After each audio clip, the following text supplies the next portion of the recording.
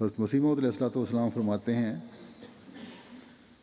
کہ ایسے لوگ ہونے چاہیے جو تفقہ فی دین کریں، یعنی حضرت صلی اللہ علیہ وسلم نے جو دین سکھایا ہے اس میں تفقہ کر سکیں۔ بس ہمارے واقفین زندگی اور خاص طور پر وہ جو دین سیکھ کر اپنی زندگیاں وقف کرنا چاہتے ہیں، یا واقفین نو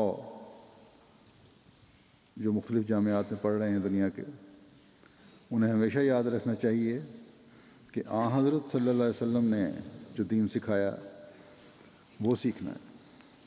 اور آپ نے کیا دین سکھایا؟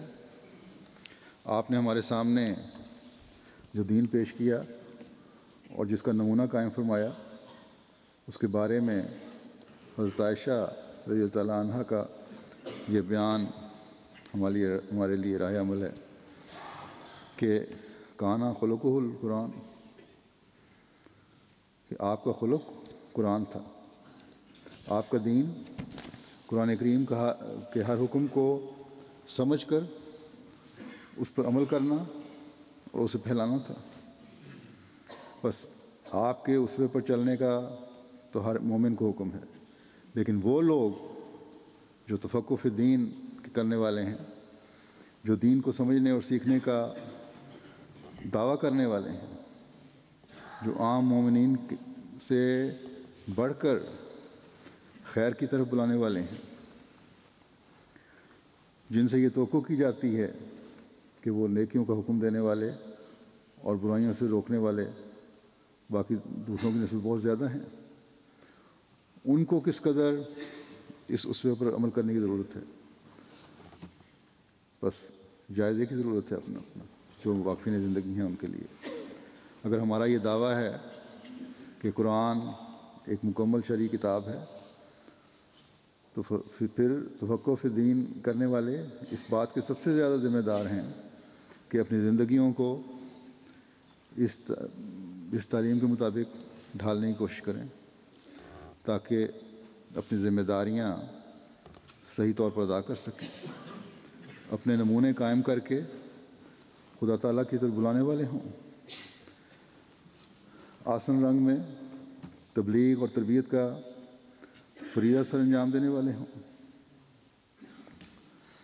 اب میں آپ کے سامنے حضرت مسیح موعود علیہ الصلوۃ والسلام کی خواہش رکھتا ہوں کہ آپ کیا چاہتے ہیں کہ کس قسم کے واقفین زندگی ہونے چاہیے۔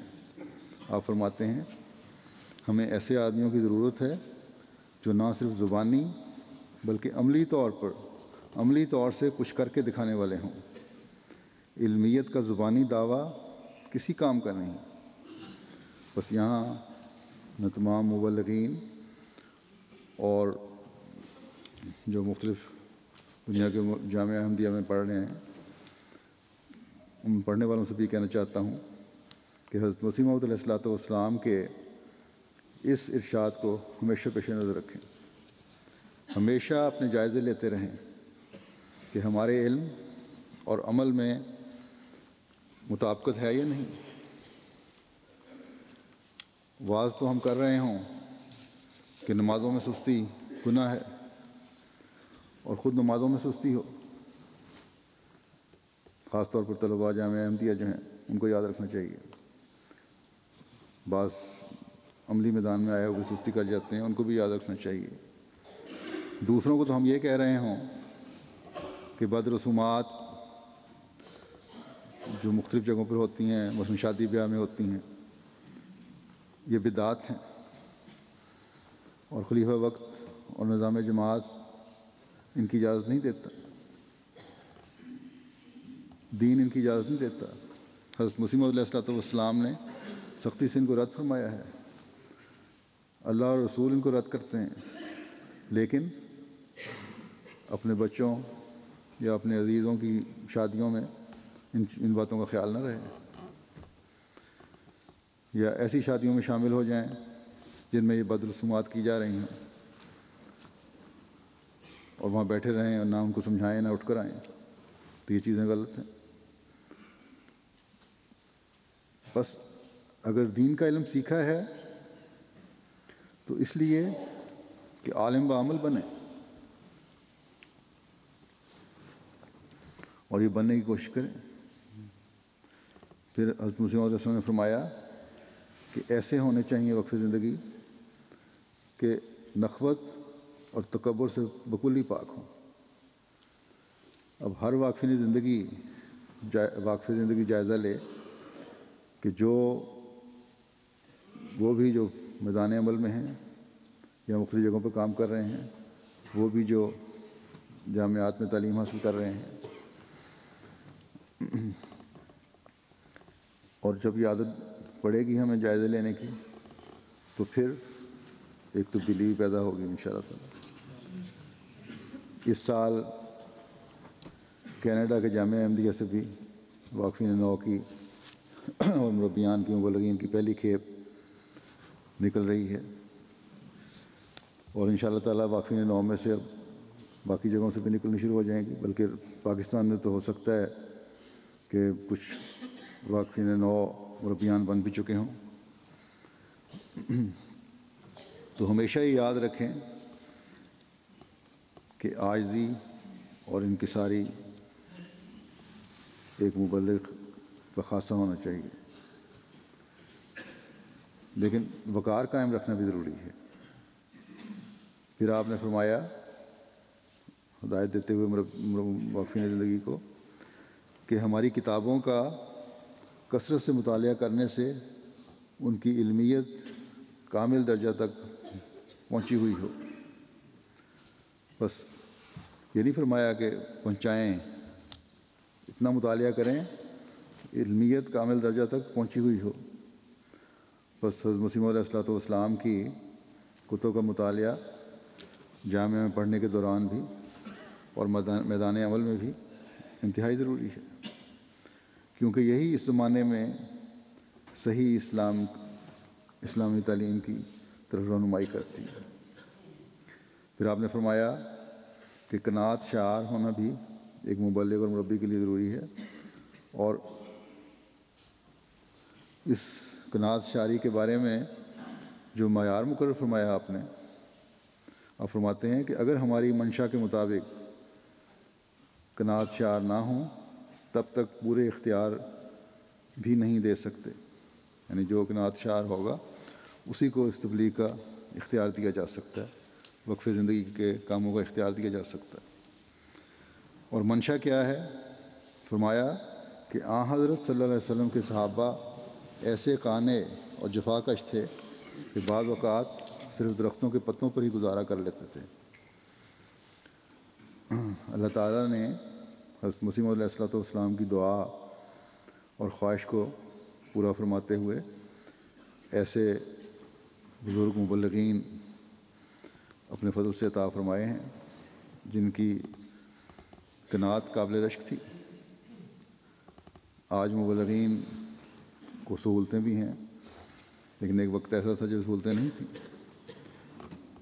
جماعت کے مالی حالات بھی اب اچھے ہیں، اللہ تعالیٰ کے فضل سے ہر ممکن خیال رکھنے کی کوشش بھی کی جاتی ہے، گو بعض جگہ اب بھی تنگیوں اور مشکلات کا سامنا ہے، لیکن جب دین کے لیے ہر قسم کی قربانی کے لیے اپنے آپ کو پیش کر دیا تو پھر ان مشکلات کی کوئی اہمیت نہیں ہوتی اور نہ ہونی چاہیے۔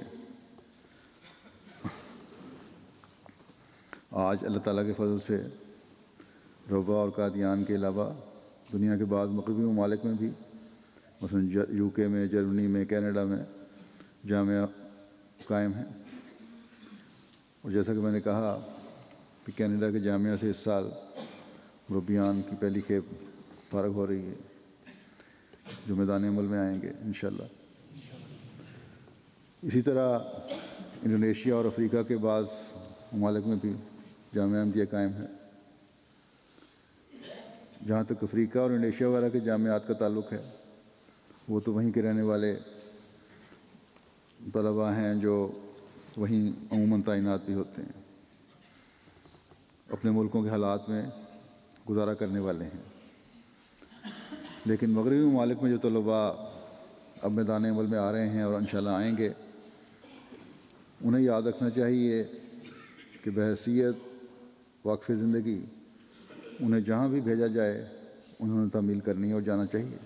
یہی وقف کی روح ہے. اور ضروری نہیں ہے کہ ان کو یورپ میں لگایا جائے.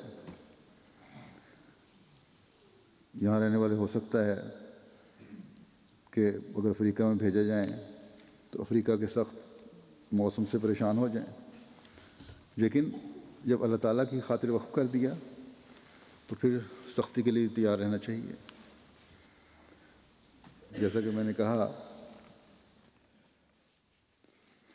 اب سہولتیں بھی ہیں، اور شروع میں جو مبلغین گئے تھے باہر میدان عمل میں، ان کو بڑی دقتوں کا سامنا کرنا پڑا تھا.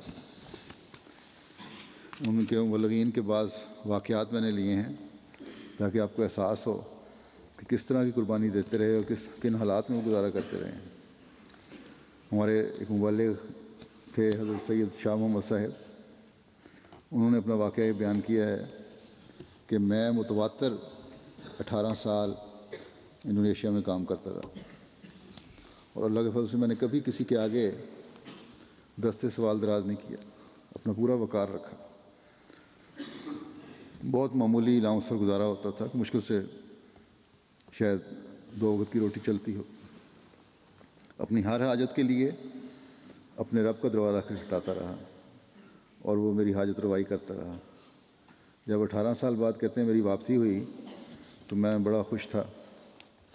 بحری جہاز کے ذریعے سے پاکستان کے لیے روانہ ہوا، اور میرے پاس کہتے ہیں ایک پرانی اچکن تھی اور 2 ایک دھلے ہوئے جوڑے تھے شلوار قمیض کے، اور کچھ نہیں تھا. کہتے ہیں راستے میں سفر کر رہا تھا بحری جہاز پہ، ہوائی جہاز کو تصور ہی نہیں تھا اس وقت.